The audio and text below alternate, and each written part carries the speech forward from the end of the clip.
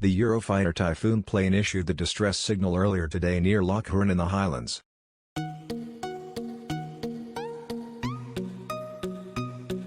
He returned to a nearby base and landed safely as a precaution following the incident. Eurofighter Typhoons jets are commonly used by the RAF during military conflicts and for air policing.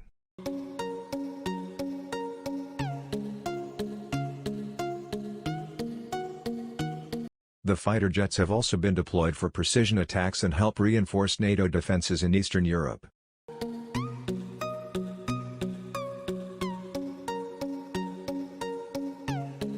The planes also help the British government maintain security in the Falklands Islands.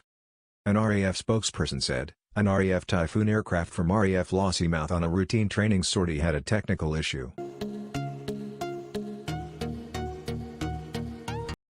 As a precaution, the pilot returned to base where the aircraft landed safely.